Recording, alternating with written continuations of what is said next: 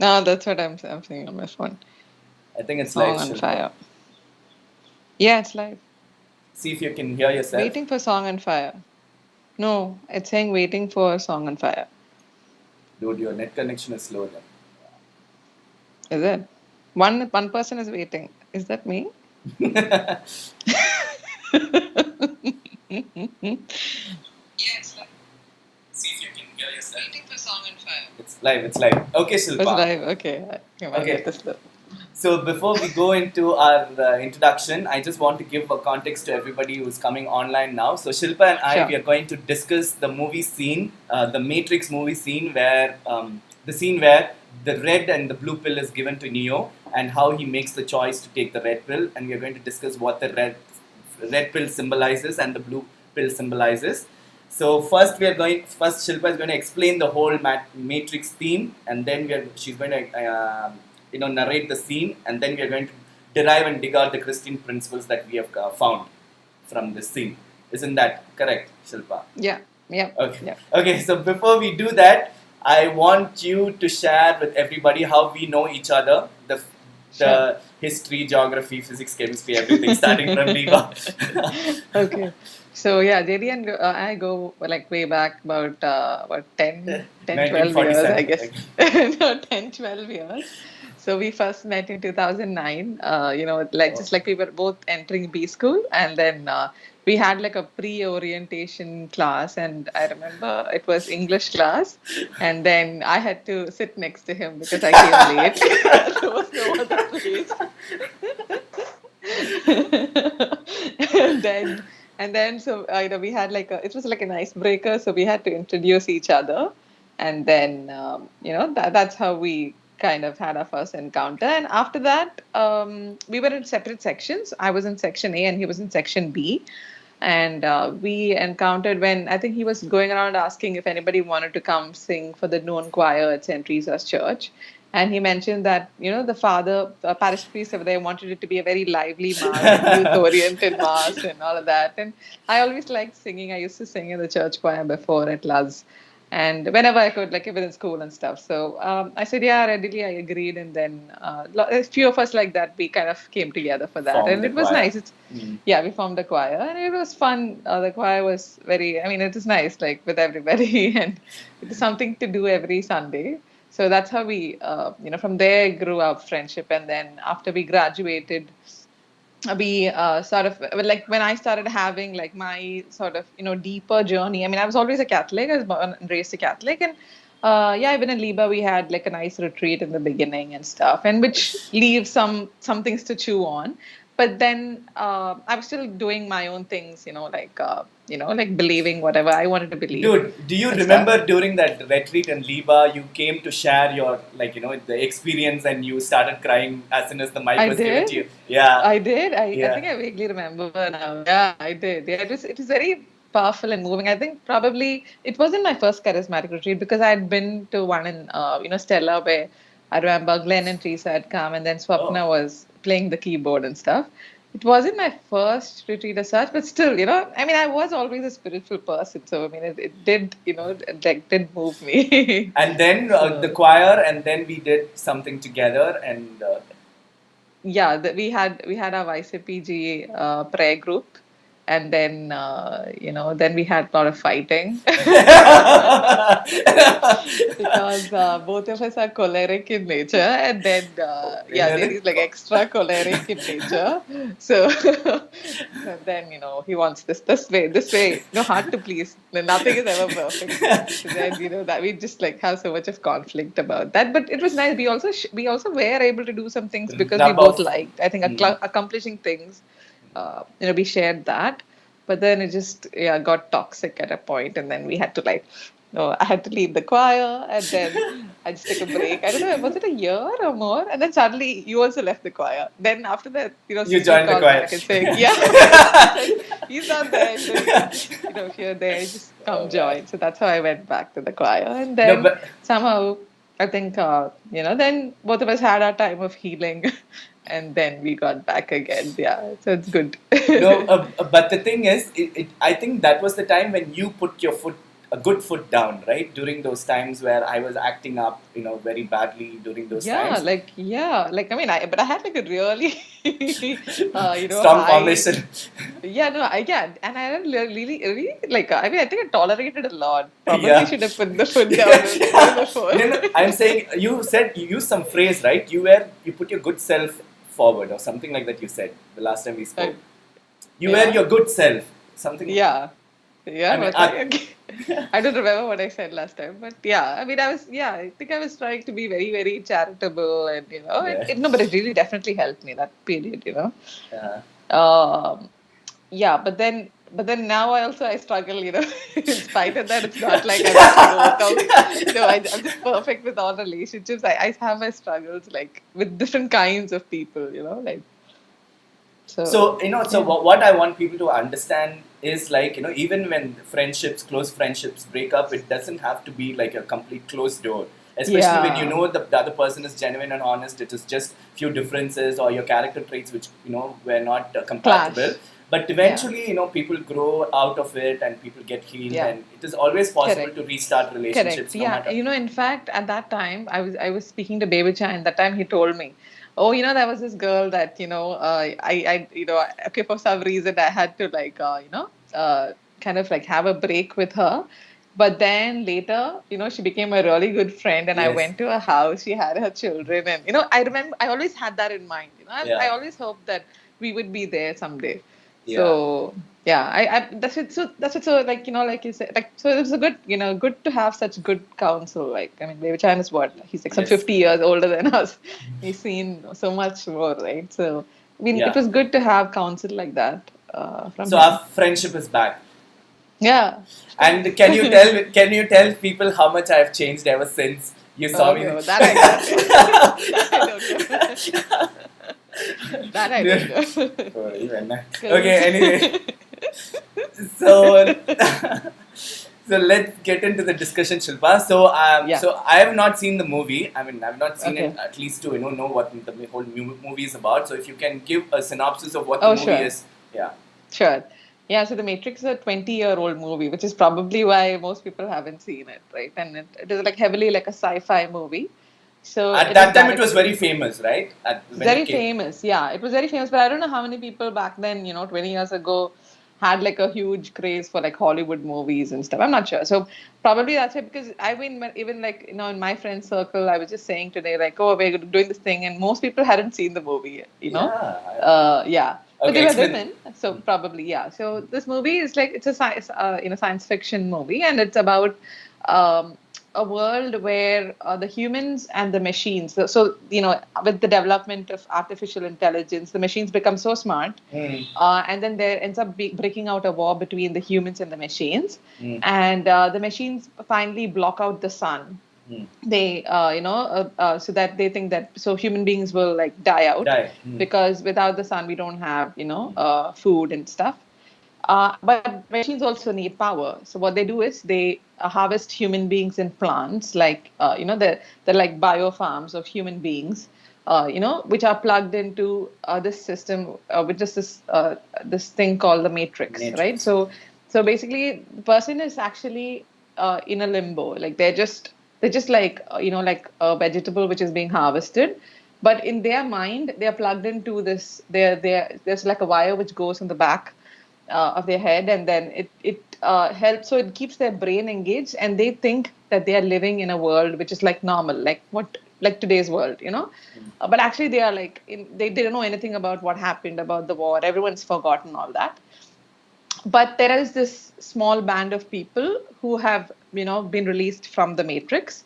So they live in a place called Zion, and That's the real world. so that's the real world, and they are trying to free more people from the matrix and to finally overcome the machines. So that's what they are trying to do. And so here comes Keanu Reeves. So in this movie, Keanu Reeves is like he's like a consultant of some sort, What is the and actual in the name of daytime, in the movie? Keanu What's his Neo, right? Thomas Anderson. Neo is like in the when he in the next portion of it, but in the Matrix, his name is Thomas Anderson. Okay, and he's like just like a desk job 9 to 5 worker in the morning, and then he's also a hacker. in the nights. And then he's been searching, so they say like he gets contacted by this character called Trinity online. And then she says that you've been searching for some things, and these the right questions that you asked has led you to this place and stuff. And then he's also heard of this terrorist called Morpheus, and somehow he's intrigued by that character. And then Trinity tells him that you can meet Morpheus and stuff. And um, so long story short, so what happens is Neo gets released from the Matrix, and then there's like a prophecy that he is like the one who will read the resistance against the machines, and help defeat the machines. So which is why the rest of them are so keen on him, and he's like the hero. And then so this is like only the first part, and then there are two other parts of the movie where eventually Neo kind of establishes peace between the machines and the humankind, but he ends up sacrificing himself, or so it seems, at least in the third part. It looks like he's dead because he would have destructed and then self-destructed, and then we see him unconscious. And but then the machines leave. Like the machines would have reached the real world, Zion, and they would, because they had promised that if you destroy, so the machines have a problem with this Agent Smith program, and then they say, he kind of makes a deal saying, I'll destroy that program for you. I know you are not able to handle it. But if I do that, then you just back off. You give us, you let us live. So that's how the movie ends, the third part. So Awesome. yeah. You should That's the movie. engage in storytelling, Shilpa. Okay, so what is my two favorite dialogue in the movie, right? Neo, when Neo asks before Morpheus finds him, he says this dialogue. Have you ever had this feeling that you are always living in a dream? He asks that a group of people who come and knock on the door, and he says that, have you had this feeling? Something about that dialogue, really triggered something in my heart. And the other thing was, all these people who are plugged into the matrix, they are so addicted, they are so dependent on the system. Even if you try to save them, they will try to protect themselves, and they will not let you unplug them. So most of us who live in the world, we are so dependent on the culture and everything around us. Even somebody comes and says, no, this is not the right thing, we want you to pull out of it and save you from. People will be like, no, this is what we want to live in. Isn't it? Correct. Very much. I mean, this movie is just like, I feel like it's just a reflection of, our reality. Like we are attached to so many different things. Like even when we encounter, the truth, we just resist it, and we say like, no, the price is too high to pay for the truth. Yeah. So I'm okay to live in my illusions. I'm okay to believe in some new age concepts like Maya, and you see all that, right? I mean, I think all that is fueled because of this. People are weak, unwilling to take the stance for the truth. Yeah. Okay. What is your favorite dialogue, Shilpa, in the movie? Dialogue as such, I don't know. But yeah, this scene, the scene that we're going to talk about is Okay, cool. Okay, so this scene comes in the first part of the movie, and so the pretext to the scene is you say it. I might mess it up. Yeah. Okay, fine. So finally, Trinity has like met Neo, and then she says like, I can introduce you to Morpheus, and she actually helps him escape from the agents. So the agents, by the time, in this back and forth between Trinity and Neo online, the agents kind of sniff something, and they turn up at his office, to like take him in and stuff. And then they kind of ask him, and they do like they put like a tracker on him, and they let him go because they want to catch these people anyhow. Wow. But these people know that. They take out the tracker through it, and then they take him to meet Morpheus.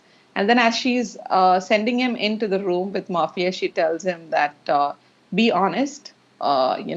He knows far more than you think, than you can imagine. And then Neo walks into the room, and then Morpheus says, finally, it's a pleasure to, finally, he said. And then Neo says, it's a pleasure to have met you. And then he said, oh no, the honor is mine. And then he sits him down, and then he says like, Neo, do you want to know what the Matrix is? And he says, yeah. And then, okay, so then you have two choices. You know, he says like the matrix is everywhere. Okay, because he's trying to explain the concept, right? So that's probably not very relevant for us. He said like the matrix is everywhere. It's the thing that you're eating, the what you see, everything is the matrix and stuff. And then are you ready to know the truth? And then he says yes. And then he says, okay, so you have two options. One is you take the blue pill, and then this Live whole whatever thing you want. is over. Yeah, and you can go on living. And then that feeling that you had, that something is not right with the world, you can live with that all your life. That's fine. You can just be there. Or if you take the red pill, then you can know what that feeling that you've had. You can know what is the reason behind it, and you can see this is like Alice in Wonderland falling into the rabbit hole. So you can see how far the the rabbit hole goes. That's how Morpheus puts it. And then Neo decides he goes to the red pill, and then Morpheus says, remember, I'm only giving you the truth. Which means that, he himself is warning, like, it's not that easy to take the red pill as it seems. And then he still goes ahead and takes it, and then Morpheus has this nice smile. And then becomes, the next part of revealing what the Matrix is and stuff. So, and then Yeah. unplugging him from the Matrix. If someone who is seeing the movie for the first time, since it's a very new concept, right, Matrix, reality, and all that, when they see Yeah. that Neo is actually stuck in that harvesting tube, and suddenly he Yeah. comes out and sees that scene was really, it would have been really exciting for people to see it, isn't it? Yeah, it was. And I think for me, I had a little bit of help because, one of my friends, a brother, he's like the computer geek. So Yeah. he had kind of given me like a prep before I saw the movie, because 20 years ago, I would have been only be in school, right? Like high school. So, and I wasn't like a very techie person or anything, but somehow I was able to grasp it because I think he gave me that prep, like, so this is what the funda is. So that way, when you see the movie, right, if somebody gives you a context and you see it, then you see the lot of intricacies in it. I don't know, and I've seen it multiple times ever since. Like, it's like one of my favorite movies. So uh, I've seen it like because of the action and stuff. I mean, more than anything, it's pretty cool, slick Yeah. cinema. Okay. So we are going to discuss three things, Shilpa. Yeah, So yeah, I think you've also thought about this movie a lot, and you also felt that there are a lot of Christian principles behind the whole making of the movie, and it comes out here and there. So in this scene, it's very, very explicit, the red pill and the blue pill. So here, Morpheus says, if you take the blue pill, you can believe whatever you want to believe. And if you take the red pill, then I will give you the truth. So that is kind of a very, very that is the formula of evangelization, right? When we go and spread correct, the gospel, we give them the red pill, correct. Yeah, and there is also a blue pill in a world in which they are already living and believing whatever they want to. So yeah. the gospel, the evangelization, and all that we do to spread the gospel is kind of giving the red pill, don't you think? Absolutely, yeah. I mean, and definitely during evangelization and even like everyday life, like even those of us who are converted Christians, right? Like we struggle with that, no? Like every moment or every day or every other day, we have some conflicting concept, or something that we have to stand up for, like we have to stand up for the truth. It's a daily thing to take this red pill, right? Like even small lies, we can just say small lies at our home, in our offices, to our boss, to our wife, to our husband, whatever, to our children. But we can choose in that moment that no, I'm not. I'm going to be radically sticking to the truth. I'm just going to red pill, no matter what. We can do that, and I think that's what Christ would call us to do, because it's also part of the commandments to not lie, right? So, and he said that he's the way, the truth, and the life. So I believe that especially if you want to be, if you really, I mean, any person I think who has made any progress in spirituality, it's essentially by sticking to this concept of, I'm going to follow the truth no matter where it leads me. And that's why we see a lot of like people like from different faiths, from atheism, who have no encounter of Christ. Maybe someone who even grew up in a Islamic nation, they end up converting, right, to Christ. Why is that? Because they are following the truth. As you seek, you will have to give up some things. You have to be ready for that. So, yeah, definitely in evangelization and definitely in everyday life, we have these constant moments. And choosing the red pill also means you will have to start believing something which it might not be easy for you to believe, because even for Neo Correct. in that movie, it's a he has not seen reality, isn't it? He's always Correct. been living in that matrix world, and for him to Correct. take the red pill and believe something absolutely beyond his imagination would have been so difficult, isn't it? So sometimes when Correct. we some people accepting the gospel also could be that different because they've lived in a different lifestyle, different worldview. But Correct. so when we give them the red pill, they feel that resistance. But then the step has to be taken, isn't it? Correct. Yeah. And I think it also depends on personality types. For some people, it is hard, and for some people, it's easy.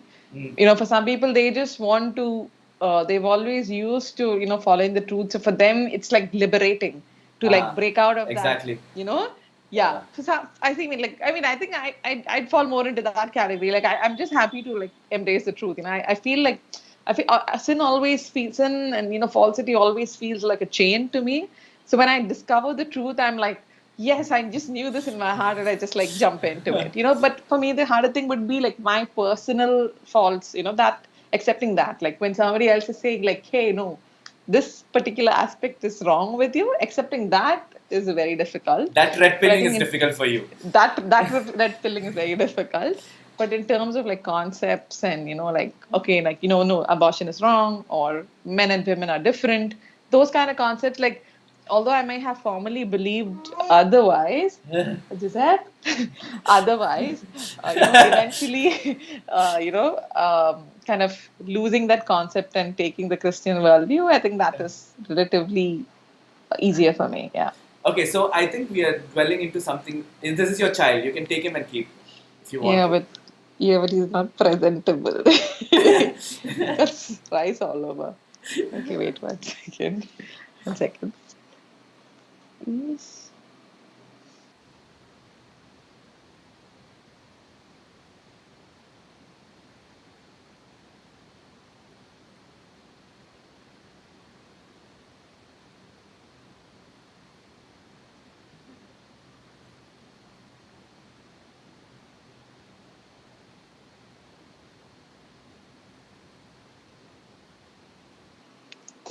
Sorry about that. No problem. Can you hear me? Okay. Yeah. Okay. More, more this side, Shilpa, to your left. Yes.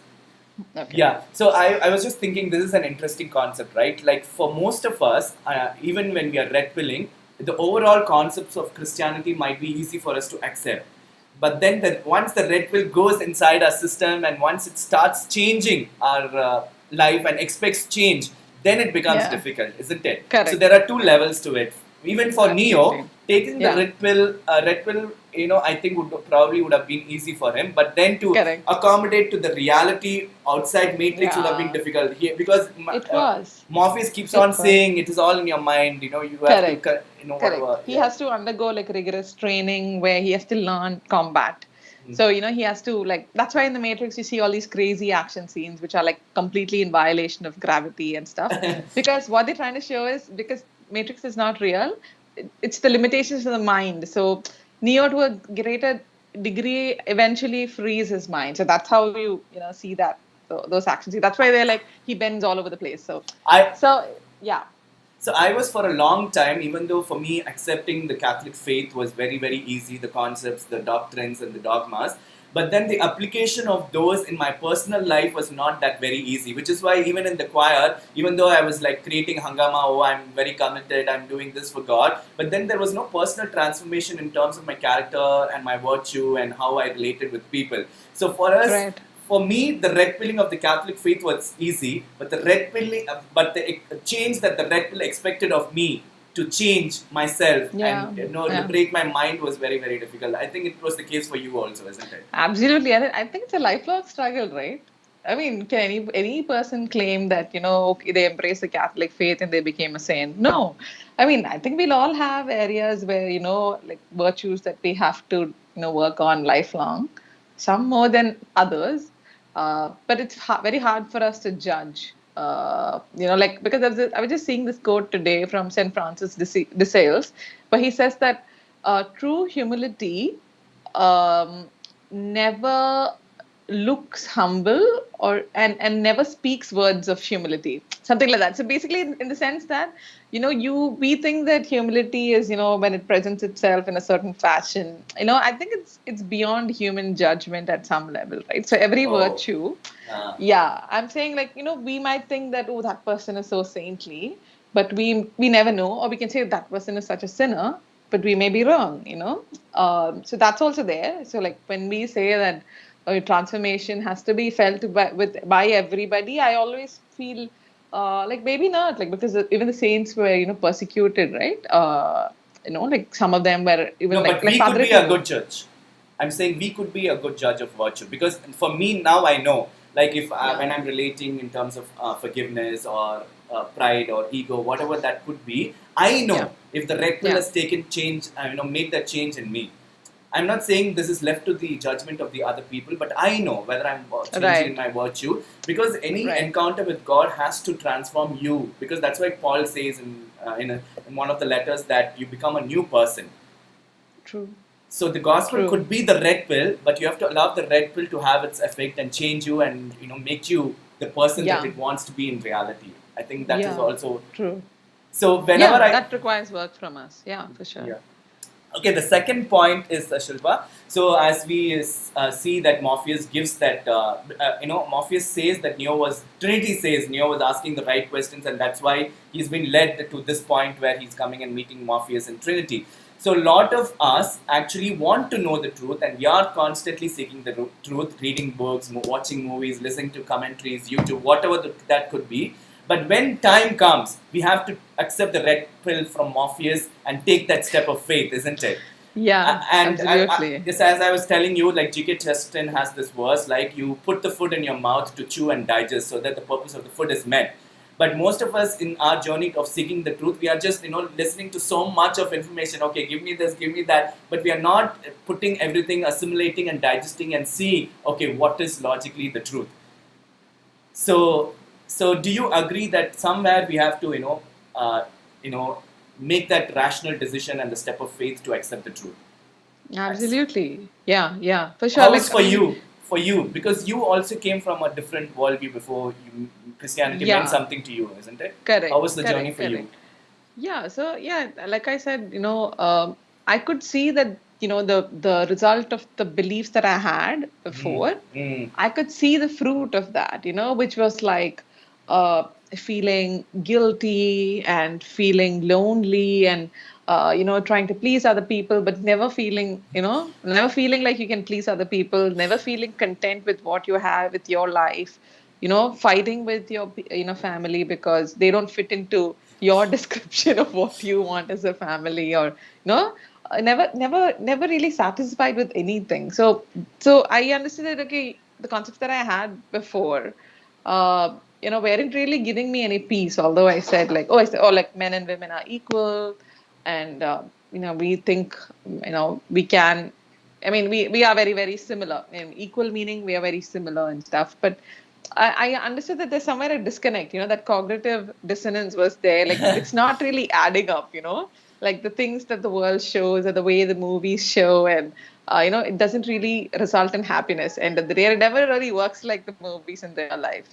So, but So when the then red when pill I came, were you able to accept it immediately, or you resisted, like how Neo he thought about for it some time, and then was there a resistance for you to? Uh, I think it was gradual. It wasn't like resistant. I mean, I think at that point in time when I mean, like I said, I always had faith. I mean, like I was always regular to Sunday church, and like even when I was away from my parents, I was one of those Christians who would like really was particular about growing for Sunday mass and then reading the Bible, saying the rosary, all of that. Um, Like but then like a deeper understanding of the faith and uh, especially with respect to like the modern concepts of like dating and relationships and all of that, that kind of had a lot of influence on me. I think especially again through movies. So movies are like you have to be very careful with movies. So that's when so that I understood that it is not really satisfying. It's not really resulting in happiness. And then I said, okay, let me spend some time with God and then see if God can fulfill this desire of mine. I think that's where I just generally started going for daily mass and spending time in adoration, and then slowly, then we had fellowship, and slowly, it was much more. You don't have to pretend. You don't have to try and please anybody worldly. Don't have to, do vain things. Basically, I mean that. But vanity, I think everybody at some point finds very unfulfilling. Um, so I think I kind of that was my journey. Do So I make you, sense? yes, you were so so Okay. you were able to you were able you were able to assimilate what you were seeking, and Yeah. letting it impact your life. That's what you Yeah, were able to make that. definitely. Yeah, definitely. I think I was okay. Like if I could see the rationale for Mm, certain things, I think. I mean, and I think like even from within, a lot of God's truth from within because it's written on your heart, mm. right? God created us that way. So when someone presents it, and if you are seeking it, you do easily tend to accept it as logical. As long as you're genuine and honest about seeking the truth. Yeah, Otherwise, it's just a nomadic search, and you're not going anywhere. And you just say, correct. okay, Yeah. I'm searching, I'm seeking, I'm searching and seeking, Yeah, but you're yeah, not it like, helps not to have attachments, hmm, to people, yes, because yes, I think people can become a big yes, stumbling block, whether yes, it's your, family or friends or friends, whoever. yes, agree. Yeah, Or the yeah, whoever you're following for your spiritual journey, that person yeah. also That, goes with it. that also. So I never had attachments like that way to any person at that point in time. So I think that helped. I was You, okay to really go with a free mind, free heart, yes. and like find the truth kind of a thing. You I, know I was what? I was okay to be at odds with anybody, you know. So You're telling it as it's one big car. You know what was funny, Shilpa? So I was also coming for daily mass at that time, and you yeah, you you were working in a plant, a factory, yeah, right? So you yeah. used to wear the same dress every day, the uniform. Correct. And I used to wonder why is she wearing the same dress every day and coming to church. You remember I asked you also Yeah, you did. I that did. the navy Yeah, blue I had a dress. uniform. Yeah, different. We had different uniforms every year. The union, workers' union would select the uniform. Because I have seen you in the choir before 2 years, and Yeah, you wear different dresses, and I am yeah. thinking, why is she wearing the same dress and coming every day? Some kind of penance and mortification. No, it wasn't that. Yeah, it was mortification. I had to wear it, but Yeah. it wasn't free choice. And so this is another thing. So there is the third point that I would like to discuss is that every one of us needs a person like Morpheus to kind of guide us, lead us, and train us, to accept and embrace the red pill in our lives. Yeah. So there is a Jewish concept called the tenth man. So the tenth Okay. man is someone who disagrees with the rest of the nine, just Hmm. deliberately. Even if he agrees, he has to disagree, and he has to act based on that disagreement, so that he moves to a different destination than the other nine. So he's constantly playing the devil's advocate. In the Catholic world, we call it devil's advocate. So sometimes in our lives, what we believe or the way we are, and the things that we do in our lives, we are constantly thinking that is the right thing. But we don't Yeah. have anybody to challenge us and say, okay, this could be wrong, that could be wrong, this could be wrong. Yeah. So my life started changing when I allowed a lot of people to play the tenth man in my life.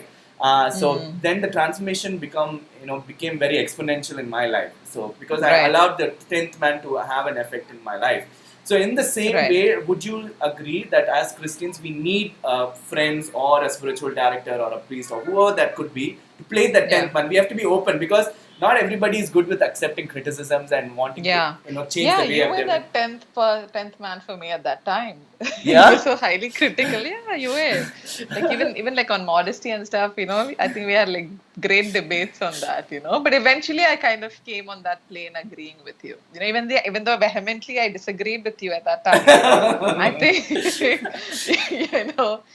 so like that we've had a lot of conflicts. I mean, so I, like that, I yeah, and remember once we had a phone call, a very long phone call, and then uh, you told me no one has ever spoken to me in my life like this, Jay. Yeah. yes, very much. It's very true. So, so you were like the negative example of it. And then there was like, there were like people like Baby Chayan who were like, who would Knew give how to, positive. yes. Yeah. positive counsel, right? So Yeah. it definitely helps for sure. There's no doubt about it. And would you say that this accepting the 10th man, or people who can really challenge us and expect better of us and set the standard high, is really integral to a Christian lifestyle? Absolutely, it is. It is. I mean, like even like to go for that's why innovation. That's why the church has a concept of spiritual director, right? Mm. Like even the great saints, they had spiritual directors like Saint Faustina, and and they were obedient sometimes. The spiritual director would say like, like Yeah. say like you know what you're saying is false. You're seeing visions from the devil. Yeah. All that. It could be maybe because God wanted them to say that at that time, and for the formation of that saint. So Yes. God always has a bigger picture of saving our souls. So even though it looks like, like even Saint Padre Pio was like banned from publicly celebrating masses for so many years. Yeah. So so that can happen to us. We can have very negative characters who don't accept us, who don't affirm us. I mean, like the world keeps saying, if somebody's not affirming you, just throw them out of your life. That's the modern concept, right? Don't have negative people around you. Yeah. No, but I mean, actually, there is a small caveat to it. See, some people just do it because they want to put you down. But there are some that people is who are different. Yeah. That's different. Yeah, I agree. So when it gets to a point of abuse, it's better to walk away. Yes. If it's not abuse, I think you can. It's okay to have a little bit of yeah, definitely. Even like any abuse, verbal abuse, physical abuse, I think it's not healthy for anybody. And like I believe that. I mean, like even if it's a marriage, if it's abusive, I think even the church says like separate your bath in bed. Until you can work it. Yeah. Yeah, until you work it out. But I think like probably our mothers and that generation or our grandmothers, they just put up with it. Like if like, but I don't think that is I don't know. But I mean they survived it. No, but in They general, truly I'm saying survived the it. people who Yeah. can challenge you and question you, and I mean, if they're doing it with the right intention, then I think we should allow them to do it. And Definitely. yeah. Definitely. Yeah. But then the point is, like it also depends. Like sometimes we think they don't have the right intentions, right? So that becomes a challenge. But For you, why is it difficult to take personal criticism? so I think it depends again on the person, right? And who, and so if I feel like they're doing it, like you said, from a place of genuineness, I accept it. Otherwise, if I feel like they're just being envious or you just want to put you down, I completely reject it. Like I'll be like, yeah. You know what? For me, it doesn't matter because I It have doesn't? because for me, I've been criticized so much in my life that for me, I have generated this great immune system. Like it doesn't matter, even the other person is not genuine towards me. If they are making a point to to change me, I would still take it. I have had conversations like that with so many people. I feel once you are in the public eye, you also have to accommodate that, because not everybody, see, the good intention people are only going to be your close family, friends, but they are still biased and they might only tell you certain things, but the things you hear from these people who are not genuine might be a very important thing, but you can't discard it just because they are not genuine. You have to see But the then objective. how do you know if it is genuine or not? I mean, how do you know if that criticism is valid or not? By introspecting? No, see, if a murderer says the sun is rising in the west, or does it rise in the east, whatever, and objectively, the true state on live. It's okay. I feel better. I'm upset of stupid things, so it's okay. So the objectiveness of the truth of the statement does not depend on the person. Like, let's say the person is ingenuous and he's just doing it to put you down, but still what he's saying holds value, isn't it? I don't know, JD. Dude, I can't take it. No, I'm not saying you should take it, but I'm saying the objectiveness of the statement is not dependent on the person. That is why true. Yeah. So for me, that's true. I feel, and also for me, since I've developed that capacity to accept criticism, for me it is not a big deal. Which is why I willingly go and fall in the trap of the 10th man for them to prune me.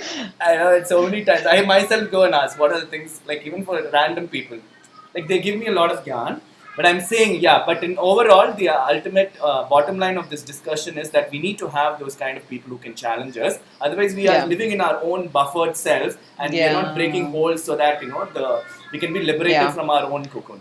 Very much, very much. Like the minute somebody criticizes us, we shouldn't be like, oh, that person's not my well-wisher, or they have some great anger against me, and like become very just like shut them out. Yeah, that doesn't help at all. We definitely need to be open. Yeah, that's for sure. But based on our interaction, I find you to be someone who can accept criticism as long as you're told Yeah. gently and Correct. That's which what, I have never like I done. said, with my friends and family, I think I'm okay. But just some people, I find like when they're not genuine, I find my keeper away. When I feel like they're not genuine or they just, coming from a bad place, I feel like I don't want to entertain. I don't want to stress out about it. I find it very difficult when people are not genuine. That's my struggle. Like, maybe because in our family and the way I am, my friend circle, all of us are very like straightforward. Just say it, like what you think you say. But there are a whole host of other kind of people I find in the world who don't say, No, who show you a very smiling face, but then who go and backstab and stuff. Like when it was my friends and stuff, I would just ignore such people. I would never like be in touch with them after a while. But with family, what do you do? can't No? do. Yeah. You can't do that. So just to summarize, Shilpa, so the three Christian things that we have actually at least tried to understand is that we are in the constant offer of God constantly offers us the red pill and the world offers us the blue pill, and it is for us to make the choice and take the red pill or the blue pill. Red pill is the truth and the blue pill is whatever you want to believe, which is very anti-ethical to the biblical concept of what God wants to do with your life. Following the truth. And the second thing is seeking the truth is always a journey where there is a clear destination. Somewhere you have to put down your foot and say, okay, this is the truth and this is what I'm going to believe in. It cannot be a nomadic journey where you're constantly in search of truth.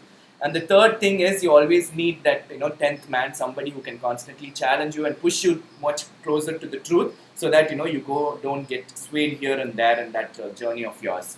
Would you agree to all these three things? Yeah, I would. So I just want to like the second point where you said I guess searching for the truth is a lifelong journey. I'm sure like there'll be a lot more things which I believe right now, probably, which I'll have greater clarity on later. I subscribe to everything that the church teaches in terms of everything. Like I don't disagree with the church and anything, but I'm sure there's some things which I don't understand or even think about right now. Yeah, which I don't even think about right now. Maybe like now, like maybe when it comes to children or parenting, something, as my child grows, I'm sure I'll come up with a lot of situations, right? You are pursuing a direction from after reaching the destination. So it is now whatever you are going to understand, even in terms of parenting, will be from the foundation of the Catholic faith, isn't it? Right. So I'm talking about the journey before the jumping. Right. Got it. Yeah, that I agree. Yeah, you can't just say like, does it make sense to me? Does it make sense to me? And then just continue to That I agree. Awesome. So the next movie that we're going to discuss is Lord of the Rings. I will give you a whole lot of gyan that I gave that today. Great. But you're also a fan of Lord of the Rings, isn't it? I am. Yeah, very much. Okay. But it's been many years. There was a point when I used to watch it like almost every day or like every week. Yeah, because we had the CD at home, so I would like watch it like continuously. But now it's been a few years. Yeah. You have 2 more minutes, Shilpa. Do I have a few more minutes? 2 more minutes. Yeah. You look like you have to get up and go somewhere. No. No. Okay. I just thought we were finished. Okay. So one funny memory that you have had in our interaction. Do you remember?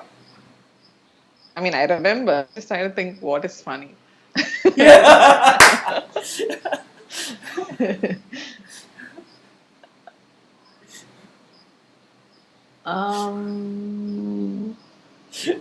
You know what is?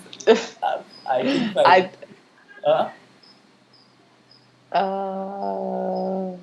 I think it's that you used to make these songs, right? These Dappa Gutta songs. Yeah. Then you also made us sing it, and then you would make us sing all these like nonsensical stuff. Intro is only. I couldn't believe I was singing Jingle Bells, Jingle Bells. I can't believe I agreed to sing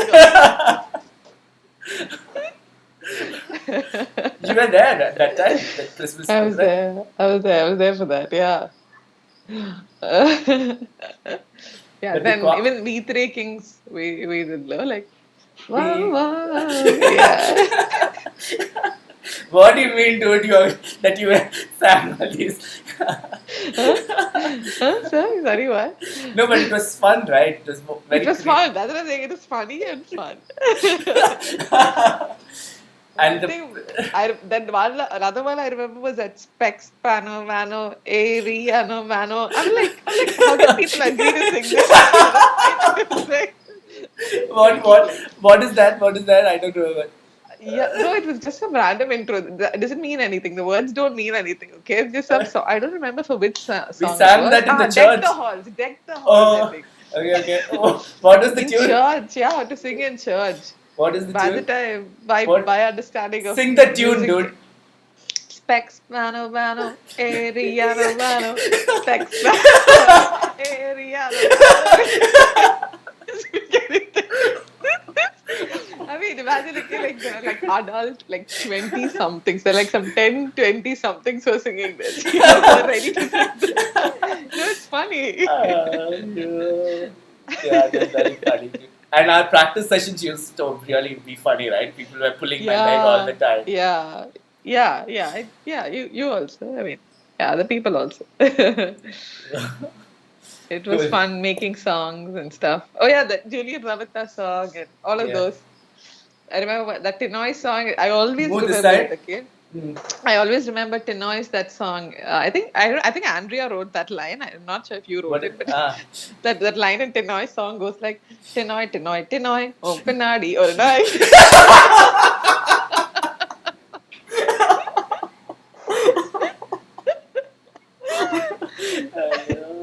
You had a song for me also. You know that, right? What is that? நீ பாடுறது கேட்கல இல்ல நீ பேசுறது கேட்கல நீ பாடுறது புரியல நீ சிரிச்சா மட்டும் நல்லா தெரியுது. Oh my, you remember that?